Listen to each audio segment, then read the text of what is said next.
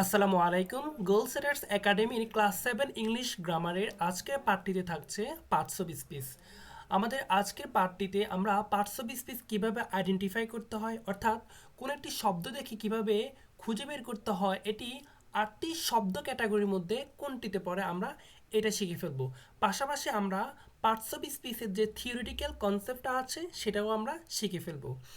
শুরুতেই আমরা কিছু এখানে কুইজ দেখতে পাচ্ছি। তোমাদেরকে আমরা শুরুতেই যে কোয়েশ্চেনটা ছড়িয়ে দিতে চাই সেটা হচ্ছে, এখানে যে তোমরা 10টি কুইজ দেখতে পাচ্ছ, তোমরা নিজেদের মতো করে গেজ করো এখানে কোনটার অ্যান্সার কি হইতে পারে। তোমরা যদি এখানে খেয়াল করো, আমাদের 1 নম্বর কুইজটিতে দেওয়া আছে আই হ্যাভ অ্যান ওল্ড কার। এই সেন্টেন্স থেকে তোমাদেরকে খুঁজে বের করতে হবে ওল্ড যে ওয়ার্ডটি আছে, আন্ডারলাইন ওয়ার্ড, এটা নিচের কোন শব্দ ক্যাটাগরিতে পড়তে পারে। এটা যদি প্রেপোজিশন হয় তাহলে তুমি তোমার মতো করে চিন্তা করতে পারো। আচ্ছা, এরপর 2 নম্বরে দেখতে পাচ্ছ তোমরা he is really tall, isn't he. তাহলে এখানে যে হিটা দেওয়া আছে এটা কোন পার্টস অফ স্পিচ তোমরা একটু গেজ করো। আমরা অবশ্যই এই সবগুলো জিনিস শিখবো আমাদের আজকের ক্লাসে। তোমরা তোমাদের মতো করে একটু দেখে নাও। ওকে, তো আমরা হচ্ছে এই সবগুলো জিনিস একসাথে একটু দেখে ফেলি।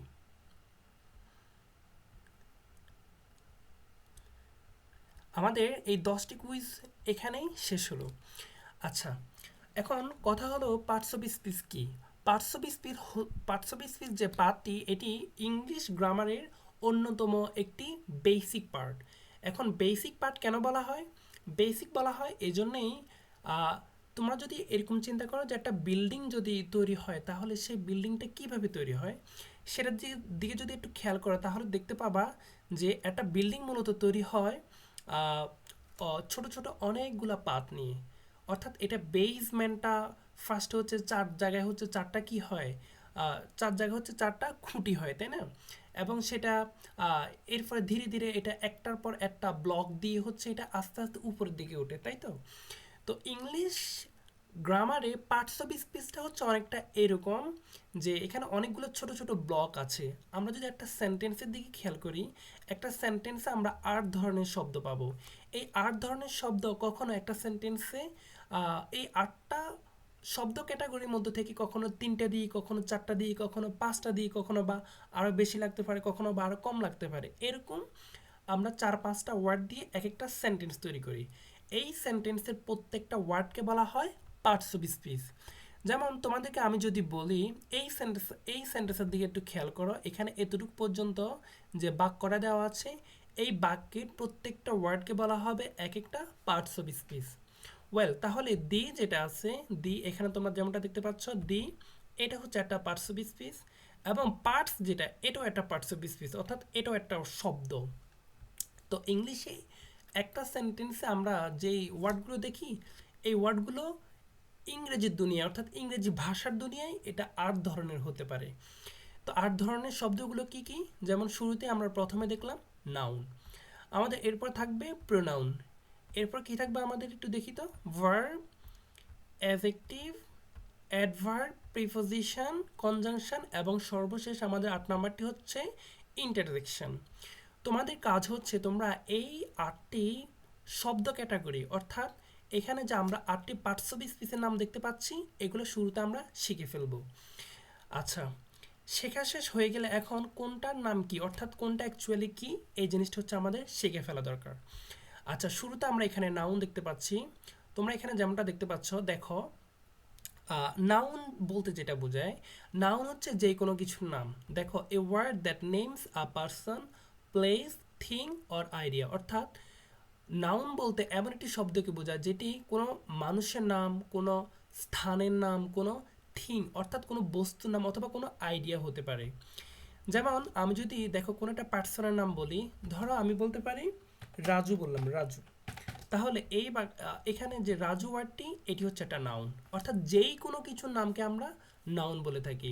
তাহলে রাজু একটা মানুষের নাম, সেজন্য এটা নাউন। আচ্ছা, এরপর দেখো আমি যদি বলি ঢাকা, ঢাকা যদি আমি বলি তাহলে খেয়াল করো, ঢাকা হচ্ছে একটা প্লেস, একটা স্থানের নাম, তাহলে এটাও নাউন হবে আমাদের। আমাদের এখানে যে ডগ আছে, ডগ কুকুর, তাহলে এটাও একটা নাউন হবে। স্কুল, এটাও নাউন। অর্থাৎ কোনো কিছুর নামকে আমরা নাউন বলে থাকি। ফ্রিডম, ফ্রিডম বলতে কি মিন করে? স্বাধীনতা বা স্বাধীন। তাহলে এটা হচ্ছে একটা আইডিয়া। এরকম যে কোনো আইডিয়ার নেম অথবা হচ্ছে কোনো স্থানের নাম, কোনো ব্যক্তির নাম, কোনো জায়গার নাম, কোনো প্রাণীর নাম, এগুলোকে আমরা কি বলি? নাউন বলে থাকি। আচ্ছা, তুমি যদি নাউনটা শিখে ফেলতে পারো তাহলে প্রোনাউনটা শেখা তোমার জন্য খুবই ইজি। কেন? কারণ প্রোনাউনটা হচ্ছে নাউনের পরিবর্তে আমরা যেই শব্দ ব্যবহার করি সেটাই প্রোনাউন। দেখো, তুমি যদি রাজুকে রাজু বলো তাহলে সেটা আসলে নাউন হবে, কিন্তু তুমি রাজুকে রাজু না বলে যদি বলো হি, হি মানে কি? সে। তুমি অনেক সময় রাজুকে সবসময় হয়তো রাজু নাও বলতে পারো। তুমি ধরো রাজু তোমার ভাই। এখন তুমি তোমার আম্মুকে বললা যে আহ, রাজু হচ্ছে আজকে স্কুলে যায় নাই। এরপর হচ্ছে তুমি বললা যে রাজু হচ্ছে আজকে খেলতেও যায় নাই, রাজু আজকে ঘুমাতে যায় নাই। দেখো, এই যে প্রত্যেকবারে তুমি রাজু শব্দটা ব্যবহার করতেছো, এটা কিন্তু মানে সুন্দর দেখাচ্ছে না। তুমি যদি এরকম বলতা, প্রথম বাক্যে যদি তুমি রাজু রাখতা আর পরের বাক্যগুলোতে যদি তুমি হি দিতা বা সেই দিতা, তাহলে কিন্তু এটা কত সুন্দর শ্রুতি মাধুর্য হয়। দেখো, রাজু আজকে স্কুলে যায় নাই, সে খেলতেও যায় না, সে ঘুমাতেও যায় না। তাহলে দেখো, পরের বাক্যে আমরা রাজুর পরিবর্তে হি বা সে ব্যবহার করলাম। এজন্য রাজুর পরিবর্তে আমরা অন্য বাক্য অন্য বাকি বাক্যগুলোতে আমরা যখন হি বা সে ব্যবহার করছি তখন এগুলোকে বলা হচ্ছে প্রোনাউন। তাহলে প্রোনাউন কি? Pronoun a word that replaces a noun. অর্থাৎ কোনো একটি নাউনের পরিবর্তে যে ওয়ার্ডটি বসে সেটিকে আমরা কি বলতে পারি? প্রোনাউন বলতে পারি। আচ্ছা, এরপর দেখো ভার্ব। ভার্ব হচ্ছে ইংরেজি গ্রামারে খুবই খুবই গুরুত্বপূর্ণ একটি টপিক, একটা পার্টস অফ স্পিচ। তোমরা এখানে 8 ধরনের যে পার্টস অফ স্পিচ পাচ্ছ, তার মধ্যে হাতে গোনা আসলে কয়েকটি পার্টস অফ স্পিচ খুবই ইম্পর্টেন্ট। আচ্ছা, তার মধ্যে আমাদের এই ভার্বটা খুবই ইম্পর্টেন্ট, এটা খুবই গুরুত্বের সাথে আমাদেরকে পড়ে নিতে হবে। আচ্ছা, ভার্ব কি? ভার্ব হচ্ছে একটি সেন্টেন্সের অপরিহার্য ওই পার্টটা যেটা ছাড়া ওই সেন্টেন্সটাকে আসলে কল্পনাই করা যায় না। তুমি একটা ভার্বকে একটা সেন্টেন্সের হাত বলতে পারো। আচ্ছা, এখন দেখো, ভার্ব বলতে কি মিন করা হয়? ভার্ব বলতে কাজকে বোঝায়। A word that expresses action or state of being. অর্থাৎ কোনো কিছু হওয়া বা কোনো কিছু ঘটা, কোনো কাজ করা যদি বোঝায় কোনো একটা ওয়ার্ড দ্বারা, সেটাই হচ্ছে ভার্ব। যেমন দেখো, রান মানে কি? রান মানে দৌড়ানো। তাহলে এই দৌড়ানোটা হচ্ছে কি? ভার্ব। আচ্ছা, ইজ ইজ মানে কি? হওয়া। তাহলে এটাও একটা ভার্ব। ইট মানে কি? ইট মানে হচ্ছে খাওয়া। তাহলে দেখো, এটা একটা কাজ, তাই না? তাহলে যে কোনো ধরনের কাজ করা যদি বোঝায়, সেই শব্দ দ্বারা আমরা বুঝবো যে এটি একটি ভার্ব। আমাদের পার্টস অফ স্পিচের আরেকটি অন্যতম ওয়ার্ড ক্যাটাগরি হচ্ছে অ্যাডজেক্টিভ। আচ্ছা, তোমরা এটাকে অনেকে অ্যাডজেক্টিভ বলো। এটা আসলে অ্যাডজেক্টিভ না, এটাকে আমরা কারেক্টলি প্রোনাউন্স করলে হবে এটা অ্যাডজেক্টিভ। ওয়েল, আমাদের অ্যাডজেক্টিভ কাকে বলা হবে? মনে রাখবা, অ্যাডজেক্টিভ হচ্ছে নাউন অ্যান্ড প্রোনাউন। উপরে যে আমরা নাউন প্রোনাউন পড়ছিলাম না, এই নাউন প্রোনাউনের পরিবর্তে, দুঃখিত, নাউন প্রোনাউন সম্পর্কে যদি আমরা কোনো এক্সট্রা তথ্য পাই, সেই এক্সট্রা তথ্যটাকে বলা হবে অ্যাডজেক্টিভ। যেমন দেখো, আমি যদি তোমাদেরকে একটা সেন্টেন্স লিখে এক্সাম্পল দিই, খেয়াল করো। আহ, আমি বললাম, আমি কি বলতে পারি? রুজিনা।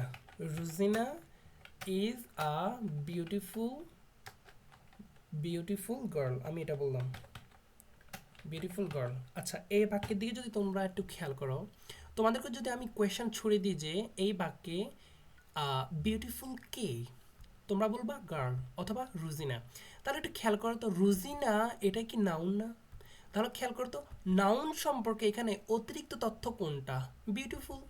কেন এটা অতিরিক্ত তথ্য? কারণ তুমি দেখো, রুজিনা কেমন? রুজিনা হচ্ছে সুন্দর, বিউটিফুল। তাহলে নাউন প্রোনাউন সম্পর্কে যদি তুমি কোনো অতিরিক্ত তথ্য পাও, যেই অতিরিক্ত তথ্যটা কোনো একটা শব্দের মাধ্যমে পাবা, সেই শব্দটাকে বলা হবে অ্যাডজেক্টিভ। তাহলে এখানে রুজিনা বা গার্ল সম্পর্কে অতিরিক্ত তথ্য মূলত বিউটিফুল শব্দটা। কেন? কারণ তুমি দেখো, বিউটিফুল আসলে কে? বিউটিফুল কিন্তু বিউটিফুল কিন্তু এখানে ইজ হচ্ছে না, আবার এ হচ্ছে না। বিউটিফুল মূলত রুজিনা হচ্ছে, তাই না? তো রুজিনা তো নাউন।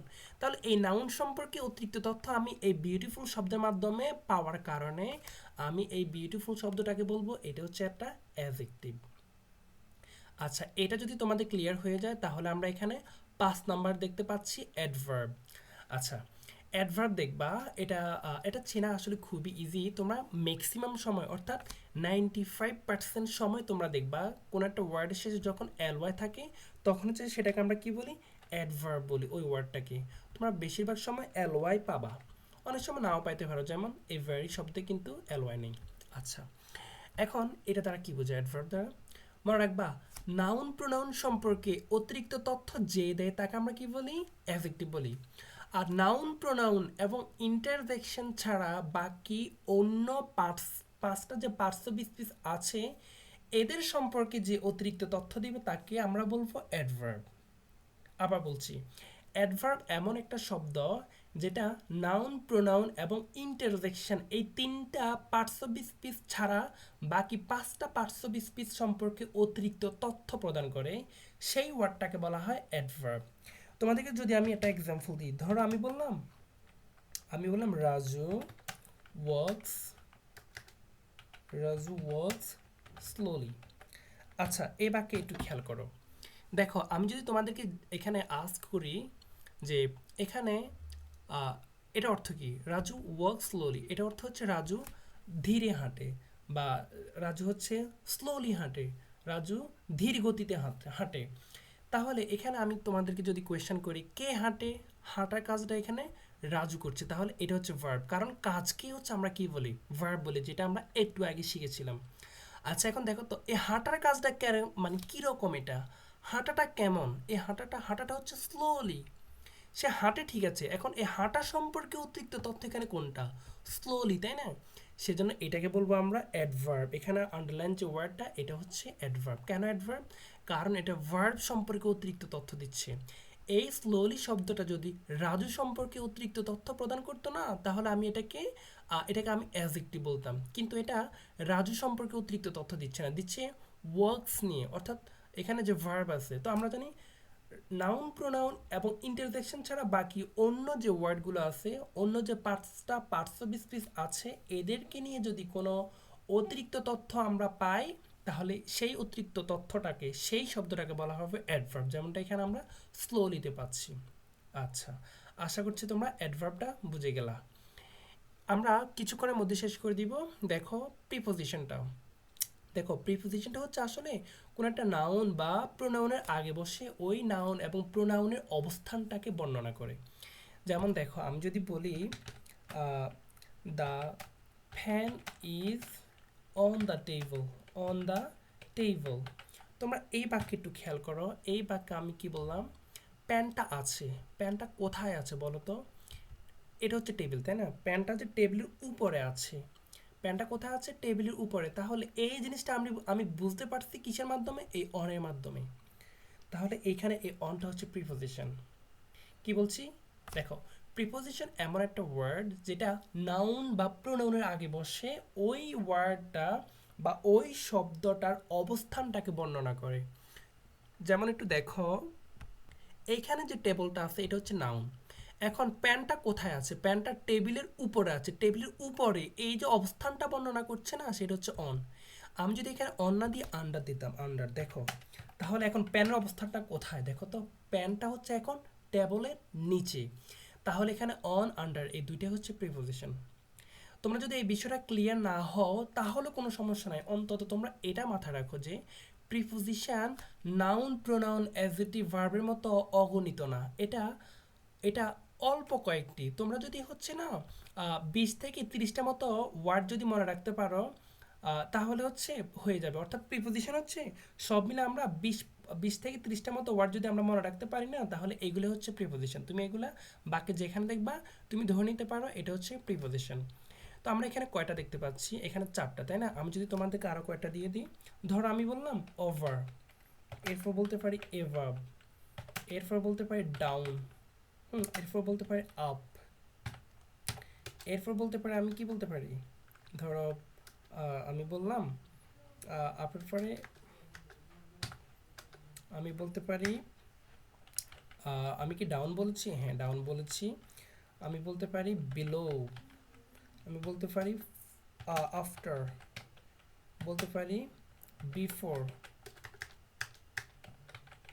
এরপর বলতে পারি আমি কি বলতে পারি, ফ্রম বলতে পারি, অফ বলতে পারি, আবার অফ বলতে পারি, তাই না? তো এই যে ওয়ার্ডগুলো দিচ্ছি না, এগুলো হচ্ছে আমরা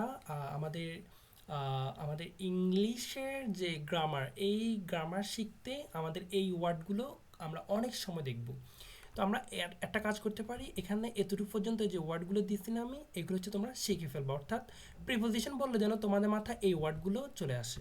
ওয়েল, আমরা যদি এটা শিখে ফেলি তাহলে আমাদের কনজাংশন আছে। কনজাংশন খুবই সিম্পল একটা জিনিস। কনজাংশন কি? কনজাংশন হচ্ছে যে কতগুলো ওয়ার্ড, কতগুলো ফ্রেজ বা হচ্ছে ক্লজ। তোমরা এখানে ফ্রেজ অ্যান্ড ক্লজ হয়তো বুঝবা না, বাট অন্তত এটা মাথায় রাখো যে বাক্যের দুটি অংশকে সংযুক্ত করার জন্য যে ওয়ার্ডগুলো ব্যবহৃত হয় সেগুলোকে আমরা কনজাংশন বলি। দেখো, কনজাংক্ট মানেই হচ্ছে যুক্ত করা, তাই না? তাহলে দেখো, আমি যদি তোমাদেরকে এক্সাম্পল দিই, রাজু অ্যান্ড কি বলতে পারি, Raju and Rahman, Rahman are my friend. তাহলে এখানে একটু খেয়াল করো, এই বাক্যের দিকে যদি তোমরা একটু খেয়াল করো, এখানে দেখো আমার বন্ধু কারা, রাজু এবং রহমান। তার এই দুজনকে যুক্ত করছে কে, অ্যান্ড শব্দটা, তাই না? সেজন্য এই অ্যান্ডটাকে বলা হবে এখানে কনজাংশন। তো এরকম দুটি ওয়ার্ড, এই যে দেখো, যেটা হচ্ছে ওয়ার্ড থেকে কানেক্ট করে, অথবা ফ্রেজ অথবা ক্লজ। তো আমরা ফ্রেজ অ্যান্ড ক্লজ নিয়ে অবশ্যই সামনে জানবো। ফ্রেজ মানে হচ্ছে একগুচ্ছ শব্দ এবং ক্লজ মানে হচ্ছে একগুচ্ছ শব্দ। তবে ফ্রেজ হচ্ছে তোমার কোনো পরিপূর্ণ মিনিং দেয় না, আই মিন এটাতে কোনো আমাদের কি থাকে না, ফাইনাইট ভার্ব থাকে না। অপরদিকে আমাদের যে ক্লজ আছে এটাতে একটা ফাইনাইট ভার্ব থাকে, এবং যেটা মোটামুটি একটা এটা হচ্ছে অর্থবহ একটা মিনিং দেয়, এবং যেটাকে হচ্ছে বাক্যের পার্টস বলে। তো এই দুইটা নিয়ে হচ্ছে আমার সিম্পল কথাবার্তা এতটুকু পর্যন্তই। এটা নিয়ে হচ্ছে আমরা বিস্তারিত কোনো একটা ক্লাসে শিখবো, এতটুকু এখন আপাতত বাদ দিতে পারো। তো আমরা হচ্ছে অন্তত এটা মাথায় রাখবো, কনজাংশন মানে হচ্ছে যে দুইটি পার্টসকে যুক্ত করে যেই শব্দটা, সেটা হচ্ছে কনজাংশন। এবং কনজাংশন যে অনেক আছে এমন না, কনজাংশন হচ্ছে অল্প কয়েকটা, যেমন আরটা বললাম আমি অর। তো তোমরা হচ্ছে অন্তত এই চারটা ওয়ার্ড মনে রাখো, যেগুলা আমরা 95% সময় দেখবো যে এগুলা কনজাংশন হিসেবে ব্যবহৃত হচ্ছে। আমাদের সর্বশেষ ইন্টারজেকশন, যেটি অর্থ হচ্ছে বিস্ময়সূচক শব্দ। তোমরা যদি একটু খেয়াল করো, ওয়াও, ও, হুররা, এলাস, ফাই, এই শব্দগুলোকে আমরা এগুলো দ্বারা বিশ্ব প্রকাশ করার জন্য এগুলা ব্যবহার করে থাকি, তাই না?